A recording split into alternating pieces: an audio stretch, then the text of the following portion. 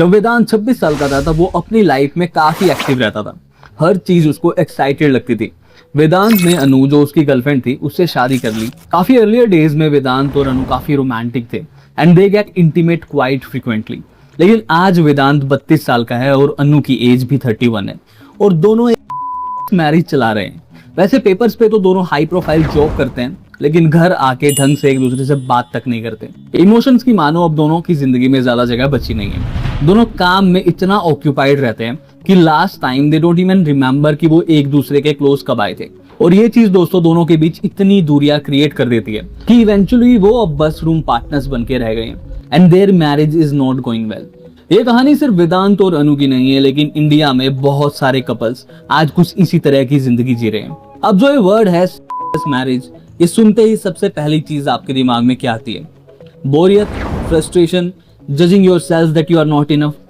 पिछले कुछ टाइम में इंडिया में मैरिज एक टॉपिक ऑफ डिस्कशन बना हुआ है। अब ये डिस्कशन अचानक से इतना हो क्यों रहा है वो तो आज की वीडियो में हम डिस्कस करेंगे ही। साथ ही हम इसके साइकोलॉजिकल इंपैक्ट्स भी समझेंगे डेटा और सोशल ट्रेंड्स का यूज करके। अब बात करते हैं डेटा की। इंडिया में ऐसा कोई सेंट्रल गवर्नमेंट डिपार्टमेंट या साइंटिफिक ऑर्गेनाइजेशन नहीं है मैरिज इन पर्टिकुलर का अलग से ऑफिशियल रिकॉर्ड रखते हो, लेकिन अलग अलग सर्वेज और रिपोर्ट से इतना जरूर पता चलता है कि शादीशुदा कपल्स की इंटीमेसी में धीरे धीरे बदलाव आ रहा है। कुछ रिपोर्ट्स और सर्वेज ये इशारा करते हैं कि अर्बन इंडिया में पहले के मुकाबले कपल्स की सेक्सुअल इंटीमेसी की फ्रीक्वेंसी कम हो रही है।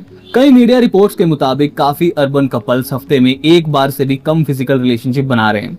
इसकी सबसे बड़ी वजह काम का प्रेशर, स्ट्रेस और धीरे धीरे इमोशनली एक दूसरे से दूर होते जाना बताया जाता है। ये प्रॉब्लम सबसे ज्यादा शहरों में देखने को मिल रही है। रिलेशनशिप एक्सपर्ट्स के मुताबिक लंबी ऑफिस शिफ्ट्स, रोज का थका देने वाला ट्रैफिक और हर वक्त फोन या स्क्रीन से जुड़े रहने की आदत कपल्स के बीच फिजिकल और इमोशनल दोनों तरह की दूरी बढ़ा रही है। धीरे धीरे दोनों एक ही घर में रहकर भी एक दूसरे से डिस्कनेक्टेड महसूस करने लगते हैं। डॉक्टर्स और हेल्थ एक्सपर्ट्स के मुताबिक 20 से 35 साल के कई यंग इंडियन मैन में इरेक्टाइल डिस्फंक्शन जैसे केसेस बढ़ते देखने को मिल रहे हैं। इसके पीछे लाइफस्टाइल, लगातार स्ट्रेस, नींद की कमी और एंजाइटी या डिप्रेशन जैसी मेंटल हेल्थ प्रॉब्लम्स को बड़ी वजह माना जाता है। ये सारी चीजें मिलकर कपल्स की फिजिकल इंटीमेसी पर भी असर डाल सकती हैं। अगर इसे साइकोलॉजिकल पॉइंट ऑफ व्यू से देखा जाए तो लॉन्ग टर्म रिलेशनशिप में इंटीमेसी का कम होना सिर्फ फिजिकल रिलेशनशिप की प्रॉब्लम नहीं होती। ज्यादातर केसेस में ये किसी और गहरी इमोशनल या रिलेशनशिप की प्रॉब्लम का एक सिम्टम होता है। मतलब असली दिक्कत फिजिकल इंटीमेसी नहीं, बल्कि पार्टनर के बीच बदलते इमोशंस, कम्युनिकेशन की कमी और रिलेशनशिप के अंदर आई दूरी होती है। सबसे पहले पॉइंट की बात करते हैं। सबसे पहला पॉइंट है कंफर्ट जोन का पैराडॉक्स। जब सिक्योरिटी एक्साइटमेंट को कम कर देती है। रिलेशनशिप की शुरुआत में हमारा दिमाग डोपामिन जैसे केमिकल्स ज्यादा रिलीज करता है। इसी वजह से सब कुछ नया, एक्साइटिंग और थ्रिलिंग लगता है। लेकिन जैसे जैसे रिलेशनशिप मैच्योर होता है, दोनों पार्टनर्स के बीच एक ट्रस्ट और सिक्योरिटी की लेयर बढ़ने लगती है। ये सिक्योरिटी एक हेल्दी रिलेशनशिप की निशानी होती है, लेकिन इसी के साथ एक और चीज होती है।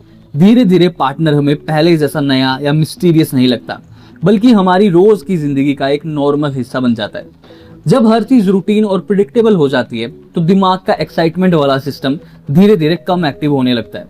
बहुत से कपल्स यही गलती करते हैं। उन्हें लगता है कि डिजायर हमेशा शुरुआत की तरह अपने आप बनी रहेगी, जबकि सच ये है कि रिलेशनशिप मैच्योर होने के बाद प्यार और इंटीमेसी को जानबूझकर टाइम, एफर्ट और अटेंशन देनी पड़ती है। सेकंड पॉइंट है अपनी पहचान धीरे धीरे खो देना, यानी कि आइडेंटिटी का कम होना। शादी के बाद खासकर इंडिया जैसे देशों में कई लोगों की पूरी पहचान धीरे धीरे सिर्फ उनकी रिस्पॉन्सिबिलिटीज तक सिमट जाती है। वो सिर्फ एम्प्लॉय, हस्बैंड, वाइफ, बेटा, बेटी या पेरेंट्स की केयर करने वाला इंसान बनकर रह जाते हैं। जब किसी इंसान की पूरी जिंदगी सिर्फ जिम्मेदारियों में निकलने लगती है तो उसके पास खुद के लिए ना वक्त बचता है और ना ही मेंटल पीस। और जब इंसान खुद से ही डिस्कनेक्टेड होने लगता है तो डिजायर भी धीरे धीरे कम होने लगती है। साइकोलॉजिस्ट्स के मुताबिक सेक्सुअल डिजायर तब ज्यादा हेल्दी रहती है जब इंसान अपनी अलग पहचान और इंडिविजुअलिटी को महसूस करते रहे। लेकिन अगर हर वक्त सिर्फ रिस्पॉन्सिबिलिटी और ऑब्लिगेशन ही जिंदगी बन जाए तो लिबिडो नेचुरली कम हो सकता है। तीसरा पॉइंट है दोस्तों अटैचमेंट स्टाइल और इमोशनल डिस्टेंस। हर इंसान प्यार और इमोशनल कनेक्शन को एक ही तरीके से हैंडल नहीं करता। साइकोलॉजी के हिसाब से कुछ लोगों को बार बार रीअश्योरेंस और क्लोजनेस चाहिए होती है, जबकि कुछ लोगों को अपनी पर्सनल स्पेस और डिस्टेंस ज्यादा प्यारी होती है। जब एक पार्टनर हर वक्त अटेंशन, रीअश्योरेंस और क्लोजनेस चाहता है और दूसरा पार्टनर नेचुरली थोड़ी इमोशनल डिस्टेंस मेंटेन करना चाहता है, तो दोनों के बीच एक साइकिल शुरू हो जाती है। जितना एक पार्टनर पास आने की कोशिश करता है, उतना ही दूसरा पार्टनर दूर जाने लगता है। धीरे धीरे फिजिकल इंटीमेसी प्यार का जरिया कम और टेंशन का रीजन ज्यादा बन जाती है। जो पार्टनर डिस्टेंस चाहता है, वो और ज्यादा इमोशनली और फिजिकली विड्रॉ करने लगता है। इसका मतलब हमेशा ये नहीं होता कि उसके इमोशंस खत्म हो गए। कई बार वो सिर्फ अपनी इमोशनल स्पेस को बचाने की कोशिश कर रहा होता है। अगला पॉइंट है दोस्तों, स्पार्क अपने आप आएगा वाली सोच। एक और कॉमन मिसकंसेप्शन ये है कि डिजायर हमेशा अपने आप फील होनी चाहिए।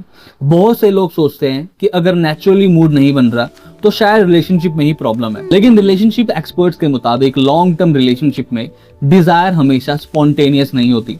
कई बार वो क्वालिटी टाइम, इमोशनल कनेक्शन और क्लोजनेस के बाद धीरे धीरे डेवलप होती है। जब कपल सिर्फ उस परफेक्ट स्पार्क का इंतजार करते रहते हैं तो वो कभी कभी वापस नहीं आती।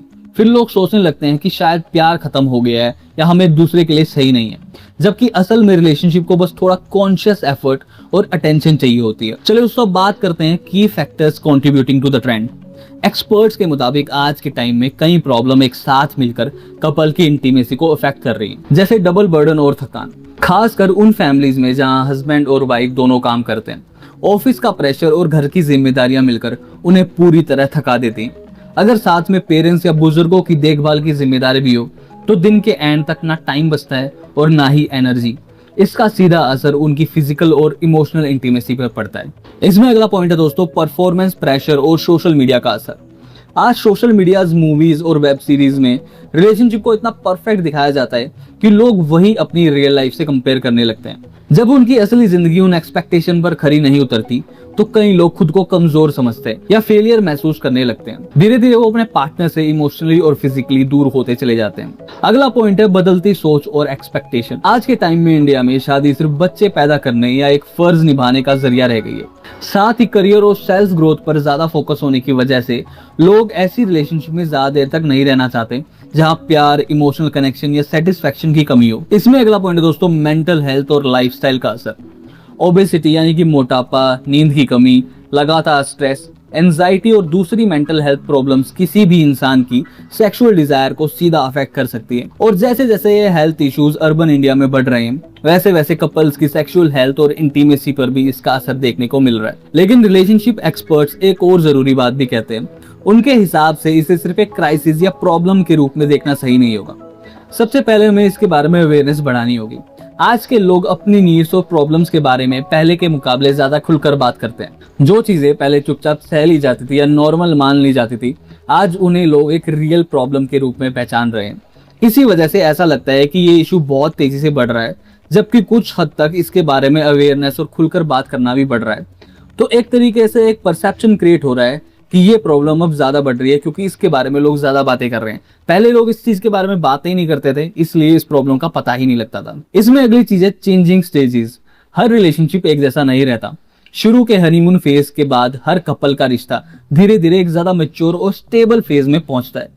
लेकिन कई लोग इस नेचुरल बदलाव को रिलेशनशिप की फेलियर समझ लेते हैं, जबकि असल में ये इंटीमेसी का एक नॉर्मल और एक्सपेक्टेड इवोल्यूशन होता है। रिलेशनशिप काउंसलर्स के मुताबिक अगर कपल खुलकर एक दूसरे से बात करे, साथ में क्वालिटी टाइम बिताएं और अगर कोई फिजिकल या मेंटल हेल्थ की प्रॉब्लम हो तो उसका सही ट्रीटमेंट करवाएं, तो कई केसेस में इंटीमेसी दोबारा वापस आ सकती है और रिलेशनशिप पहले से ज्यादा मजबूत बन सकता है। जब कई कपल्स को लगता है कि उनके रिलेशनशिप का स्पार्क खत्म हो गया है, तो असल में प्रॉब्लम सिर्फ केमिस्ट्री की नहीं होती।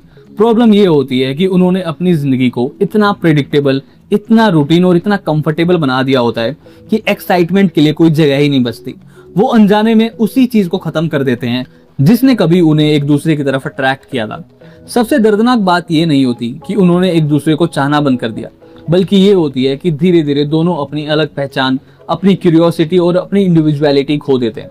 वो सिर्फ एक सिस्टम बनकर रह जाते हैं, घर चलाने वाले दो लोग, ना कि एक दूसरे को हर रोज दोबारा डिस्कवर करने वाले पार्टनर्स। और शायद सबसे बड़ी ट्रेजेडी वो नहीं होती जहां रिश्ते चीख चिल्लाकर टूट जाते हैं। सबसे बड़ी ट्रेजेडी होती है जहां सब कुछ बिल्कुल नॉर्मल दिखता है। एक ही रूम में दो लोग एक साथ सोते हैं, घर भी वही होता है, रूटीन भी वही, लेकिन उनके बीच सिर्फ एक खामोशी बच जाती है। बाहर से सब कुछ ठीक लगने लगता है, लेकिन अंदर ही अंदर दोनों एक दूसरे के साथ होते हुए भी अकेला महसूस करते हैं। So this is it for this video guys. मैं मिलता हूँ आपसे अपनी अगली वीडियो में ऐसे ही किसी इंटरेस्टिंग टॉपिक के साथ जो आपके लिए रेलेवेंट हो, जो आपको स्मार्ट बनाए। तब तक के लिए good morning, good night, good afternoon, whatever suits the best. Bye bye.